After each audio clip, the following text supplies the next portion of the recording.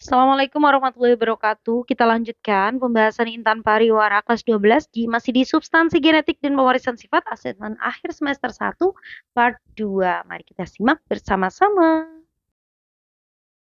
Oke, kita mulai dari nomor 17. Berdasarkan informasi berikut tersebut, apabila urut keturunan F1 disilangkan dengan induk tanaman yang berbunga merah, A besar, B kecil, B kecil,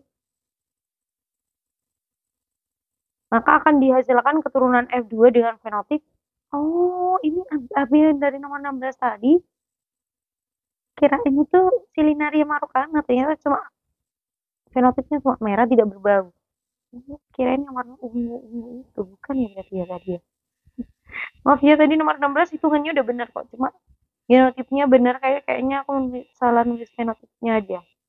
Yang nomor 16 yang di part 1 tadi. Untuk sekarang ya Allah, ya aku. Tapi benar deh, enggak apa-apa. Karena ya di soalnya kan cuma genotip aja. Oke, kita lanjutkan nomor 17-nya. Berarti parentalnya A besar, B kecil, B kecil. Disilangkan dengan A kecil, B besar, B besar. Gametnya A besar, B kecil, A kecil, B besar. Maka di sini F1-nya adalah A besar, A kecil, B besar, B kecil. Nah, kemudian dia untuk persilangan yang kedua, si A besar, A kecil, B besar, B kecilnya dihilangkan nih sama A besar, B kecil, B kecil.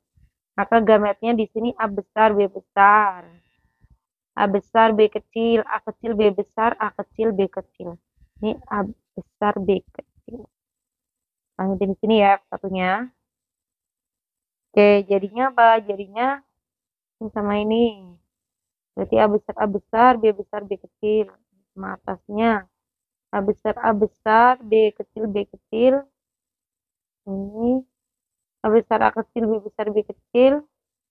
A besar, A kecil, B kecil, B kecil. Nah, kalau ada A besar sama B besar, berarti dia termasuk ke dalam merah. Bentar. Merah. Aku zoom ya, biar lebih jelas. Merah harum. Terus kalau kayak gini berarti merah tidak berbau. Ini merah harum. Kemudian ada merah tidak berbau. Oke. Soalnya apa sih? Berilah pada tanda centang F2-nya. Merah tidak berbau, putih harum bukan. Merah harum, merah tidak berbau. Nah, ini ya yang B nomor 17. Oke, kita lanjutkan nomor 18. Berdasarkan soal nomor 17, kemungkinan genotip yang muncul pada F2 adalah nomor 18 ya maksudnya ini. Tadi salah ngomong. Berarti apa sih genotip yang tidak akan muncul? Saya kita cek A besar, B besar, B kecil. Ada. Ini. Berarti ini ada. Ini juga ada. Tinggal kita cocokkan aja di sini ya. Ada. Kecuali yang ini nih, yang enggak ada. A kecil, B kecil tidak ada di sini. Jadi bukan. 19. Jodohkan pernyataan pada kolom. Oke, tinggal jodohkan aja nih. Perbandingan fenotip pada generasi F2 apabila F1 disilangkan. Itu yang itu ya. 9, 3, 3, 1. Kalau disilangkan sesamanya. Jadinya ini. Oh, ditulis ya. Ini B. Tulis dulu. Kemudian genotip tanaman krisan berbunga merah harum pada generasi F2 apabila F1 disilangkan adalah krisan. Merah harum. Berarti yang C ini. Oke. Genotip tanaman krisan bunga merah tidak berbau generasi F2 apabila F1 disilangkan. Ini yang A besar, B kecil, B kecil, E. Lalu, persentase kemungkinan generasi F2 muncul tanaman krisan yang memiliki genotip yang sama dengan induknya. Ini yang 0% gak ada ya. Gak ada yang sama persis dengan induknya. Apa tuh 0% G? Udah amat ya.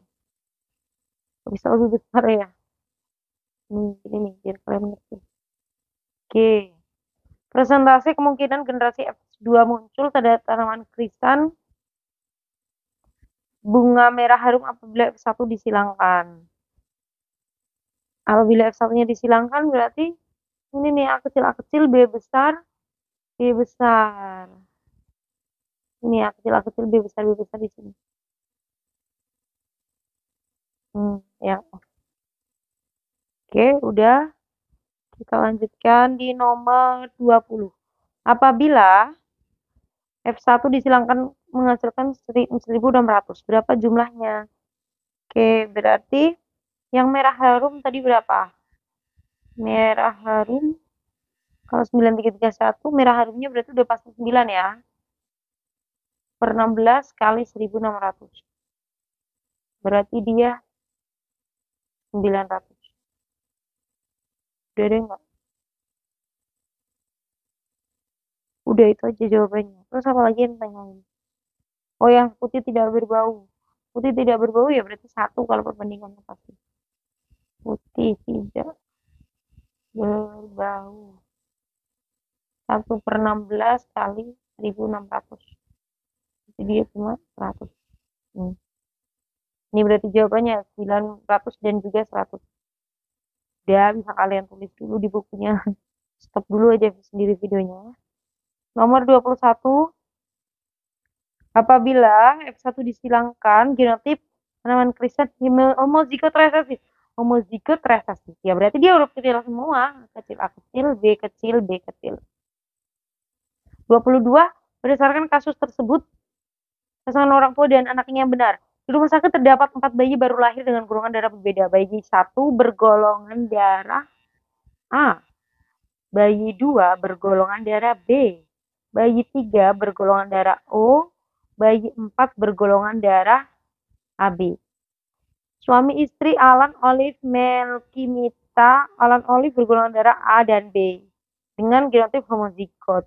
Sementara itu Melky Mita bergolongan darah A dan ini, oh anaknya siapa gitu ya soalnya. Udah, kita coba dulu. Orang tua yang pertama siapa nih? Si Olive, Alan Olive ya. Si orang tua dan ini Alan sama Olive. Alan Olive apa nih? A dan B homozigot. A homozigot kan berarti A. Disilangkan dengan B homozigot berarti IB. Gametnya A, ini IB. Berarti anaknya si Alan sama Olive itu udah pasti golongan darahnya AB. Nih Alan Olive, udah. Sekarang siapa satunya? Siapa? Melky sama Mita.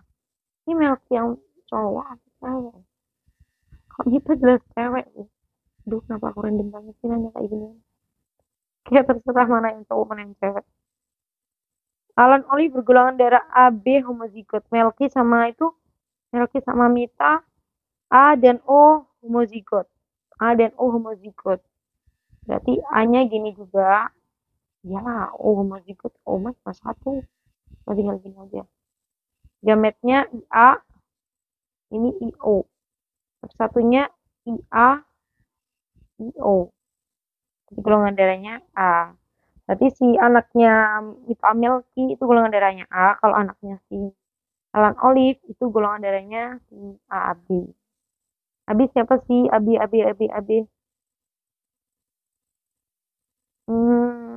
AB tadi apa? Si 4 ya, bayi 4. Berarti Alan Olive bayi 4. Ini. Kalau ini bayinya Alan. Kalau ini golongan darah A, bayinya Melky. Ini Melky. Oke, berarti ini ya yang benar ya. Nomor 22 itu yang C berarti. Oke, lanjut. Oh, 23-nya nanti berikutnya. Oke, lanjut di nomor 23. Di nomor 23 itu soalnya apa nih? Berdasarkan kasus tersebut, genotip golongan darah bayi yang berpasangan suami istri dari Alan dan Olive adalah ini hitungannya dari yang tadi ya. Alan Olive. Duh, udah di step berikutnya udah. Ini perlu ya dihitung lagi, nggak usah ya. Alan Olive. Tadi yang Alan A, Olive-nya B tadi ya. Jadi ya IB, udah langsung aja jawab aja. Benar. Oh, iya. Ya IB ini jawabannya udah. Cara hitungnya ada yang tadi nomor 22 tadi. Berdasarkan kasus tersebut berilah pada tentang pada genotip yang sesuai pada tabel. Genotip golongan darah Alan. Ya Allah, ini mah tadi lagi. Alan kan IA ya, IA ini Alan. Oke, genotip golongan darahnya Olive. Olive kan golongan darahnya B, berarti IB. B mana nih B? Oh yang golongan darahnya Melki. Melki kan golongan darahnya A, berarti ini. Simita golongan darahnya O ya tadi. Nah, ini. Kalian cek nih, dia diperbesar nih. Berdasarkan kasus tersebut berilah tanda centang pada kolom benar atau salah sesuai pernyataan. Pasangan suami istri Alan dan Olive tidak mempunyai bayi bergolongan darah A. Ya benar, emang golongan darahnya tadi AB. Pasangan suami istri Alan Olive mempunyai bayi bergolongan darah B. Enggak lah, golongan darahnya AB. Pasangan suami istri Melki Mita hanya memiliki bayi bergolongan darah O. Ah, emang O tadi? Enggak, kan tadi bukan O dia. Golongan darahnya AA yang heterozigot. Pasangan suami istri Melki Mita tidak mempunyai bayi bergolongan darah B. Kan memang bukan B. Ah. Bayi pasangan Olive dan Mia bergolongan darah yang sama. Enggak lah, memang beda. Tadi si Olive kan anaknya golongan darahnya apa Olive? Olive itu anaknya golongan darahnya si HB. Kalau Melki golongan darahnya A. Cuma hanya A Melki yang A heterozigot. Berdasarkan kasus tersebut, kemungkinan genotip golongan darah bayi 2 adalah bayi 2 mana bayi 2? Oh, ada di situ yang tadi. Nah, ya di buku dulu. Nomor 26. Bayi 2. Oh, bayi 2 kan memiliki golongan darah B. B-nya itu B yang gimana? B itu kan ada 2. B dari 1. B itu bisa yang kayak gini. Bisa juga kayak gini. Kalau yang ini namanya yang B homozigot. Kalau yang ini B heterozigot. Jadi beda ya. Jadi ini sama ini. Cermati peta silsilah hemofilia. Aduh, jawabnya di sheet berikutnya nomor 27 sampai nomor 31. Udah. Oke, lanjut nomor 27 berdasarkan peta silsilah tersebut jawablah beberapa pertanyaan berikut dengan memberikan tanda centang. Apakah genotip Lucy dan Anna sama? Orang aku udah lupa tadi, bentar. Cek dulu. Lucy dan Anna itu kan perempuan karier. Oh, berdasarkan yang tadi ya. Kalian sambil buka LKS-nya aja ya. Jadi Lucy dan si Anna itu perempuan karier. Karena mereka perempuan karier, maka genotipnya sudah pasti sama kayak gini genotipnya. Apa sih? Hemofilia berarti X H kecil X kayak gini. Atau bisa juga XH besar, XH kecil gini juga boleh. Ini sama-sama perempuan karier. Genotip Anna dan Nanik sama. Emang Nanik Anna yang mana? Anna dan Nanik memiliki genotip yang sama. Anna dan Nanik. Iya sama, karena tadi aku jawab nomor Lucy dan Anna sama. Oh, aku salah buka. Bukan. Apakah Eko, aku langsung nomor 28. Apakah Eko dapat memiliki anak yang menderita hemofilia? Oke, bisa kita cek dulu ya. Eko itu kan normal. Dapat memiliki anak hemofilia jika menikah dengan perempuan karier. Bisa. Karena kayak gini nih jadinya si Eko nih. Nih, kasih contoh ya. Kok bisa? Parentalnya X, H, H, X, XY aja ya. Aku pakai XY aja ya. Untuk si Ekonya. Normal aku pakai XY. XY, ya Allah. Ngomongnya Y, tapi nulisnya X lagi. XY sama karier. Berarti X, H kecil, X. Gini. Gametnya X sama Y. Ini X, H kecil sama X. Iya kan ngerti. Satunya berarti X, H kecil X, X, X, X, H kecil Y, X, Y. Nah ini nih. Ini laki-laki hemofilia. Jadi meskipun si Eko itu normal, kalau dia nikah sama perempuan karier, dia juga bisa mengalami hemofilia. Oke, kalian bisa stop videonya buat nulis caranya kalau emang dulu kalian pengen tahu dari mana kok bisa jawabannya kayak gitu. Apakah Indra memiliki anak yang menderita hemofilia jika menikah dengan perempuan normal? Emang Indra gimana? Indra kan normal. Kalau dia nikah sama normal ya nggak bisa, ya, ya akhirnya tetap normal. Memiliki anak hemofilia. Tidak ya, tidak bisa. Orang Indranya normal, suami istri normal ya normal dua-duanya, nggak ada yang karier kok. Jika Anissa menikah dengan laki-laki normal, apakah seluruh keturunannya bisa menderita hemofilia? Anissa itu siapa sih? Mana sih Anissa? Anissa itu karier, menikah dengan laki-laki normal. Oh ya ini hitungannya sama kayak gini. Anisanya karier, laki-lakinya normal. Berarti dia punya anak laki-laki hemofilia, anak perempuannya ada yang karier. Udah. Ini perempuan karier, perempuan normal, laki-laki hemofilia, laki-laki normal. Apakah seluruh keturunannya tidak ada yang menderita hemofilia? Tidak, ada yang menderita hemofilia. Jika Irma menikah dengan laki-laki hemofili, apakah seluruh keturunan menderita hemofili? Irma yang mana nih Irma? Tuh, kenapa sih harus dilembar beda jadi susah nih harus buka lagi. Irma itu normal, laki-laki hemofili, maka seluruh keturunannya tidak menderita hemofili. Kita coba ya. Irmanya normal, bapaknya hemofili, bapaknya. Suaminya maksudnya. Irmanya normal, berarti Irma itu parentalnya XX. Nikah sama hemofili, berarti XH kecil Y. Gametnya X aja, XH kecil Y. F1-nya XH kecil X, XY. Oh, normal karier. Yang cewek, yang cowoknya normal. Apakah seluruh keturunannya? Tidak lah, jelas. Orang gak ada yang mau pilih, malahan cuma normal karier aja. Ini kan. Ya. Nomor 28. Berdasarkan peta silsilah tersebut, berilah tanda centang pada kolom yang benar atau salah. Genotip Eko dan Lukman sama karena mereka saudara. Tidak sama ya, Eko kan laki-laki. Normal, laki normal. Jadi genotipnya si Eko itu XH besar, nggak kelihatan. Nah, si Eko itu berarti XH besar Y. Sedangkan Lukman hemofili, kalau Lukman hemofili berarti Lukman XH kecil Y. Lah, genotip Anik dan Anik sama. Ana dan Anik sama. Mana tadi ya? Ana dan Anik itu genotipnya sama karena dia sama-sama karier. XH besar, XH kecil gini boleh.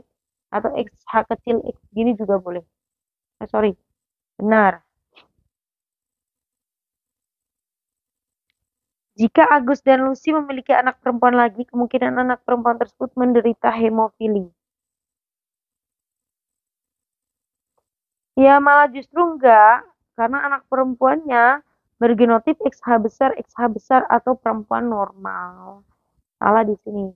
Jika Ana dan Yudi memiliki anak laki-laki lagi, kemungkinan anak laki tersebut menderita hemofili. Nah ini bisa nih benar. Jika Lukman dan Anik memiliki anak laki-laki lagi, anaknya udah pasti hemofili. Ini salah, bisa normal juga kok. Berdasarkan peta silsilah tersebut, jodohkan pernyataan pada kolom di sebelah kiri dengan jawaban kolom sebelah kanan. Yudi X apa nih Yudi? X H besar Y berarti yang ini. Kemudian si Lilis X H besar X H kecil. Nih Lilis. Terus karier ya tadi. Terus si Siti X H besar X H besar. Ini. Si persentase kemungkinan diperoleh Eko. Eko anaknya Eko ya 25%. 1/4 dia. Persentase kemungkinan diperoleh anak menderita hemofilia jika Indra menikah dengan perempuan normal. Kalau indranya normal, nikah dengan normal, ya normal semua, nggak ada hemofilia, 0% jadi. Seorang laki-laki penderita hemofilia memiliki genotip, kalau laki-laki hemofilia apa tadi?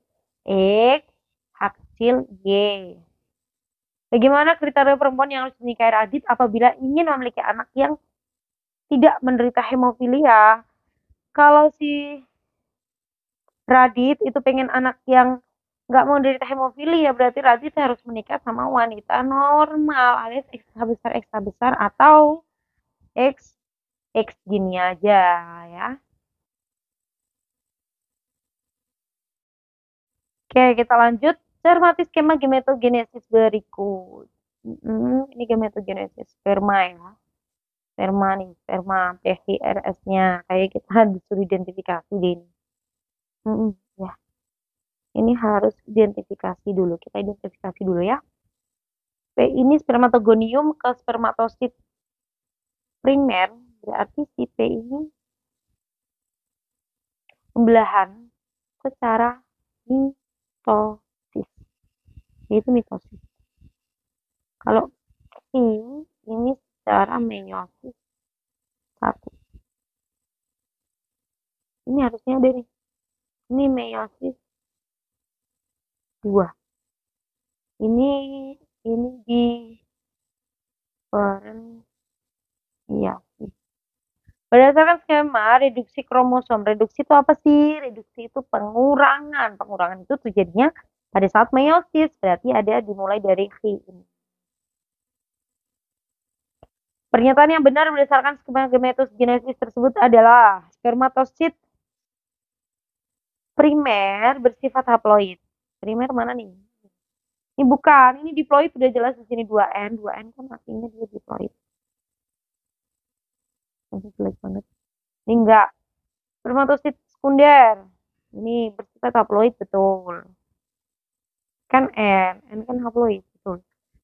Lalu sperma merupakan hasil perkembangan dari spermatid betul. Pengembangan atau diferensiasi boleh.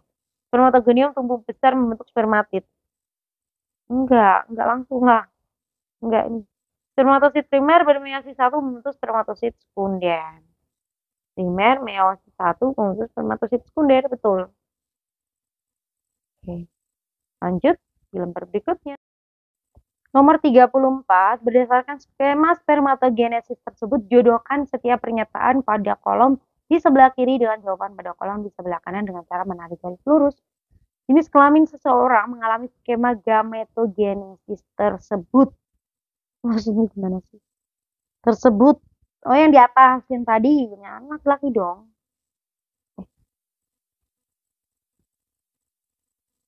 Sel yang dihasilkan dari peristiwa meiosis 2. Meiosis 2 menghasilkan spermatid. Sel bersifat diploid. Apa yang sifatnya diploid? Spermatogonium. Spermatosit primer juga bisa, sama di sini nggak ada. Bagian yang menunjukkan proses diferensiasi yang akhir tadi ya, R. Kalian sambil lihat aja yang tadi di bukunya masing-masing. Mengapa jumlah set kromosom pada spermatogonium sama dengan spermatosit primer? Ya karena keduanya melakukan pembelahan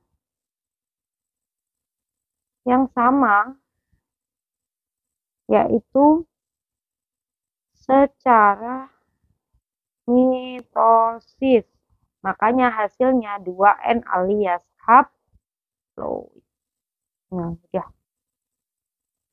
Sekian pembahasan kita kali ini, semoga bermanfaat. Terima kasih. Wassalamualaikum warahmatullahi wabarakatuh.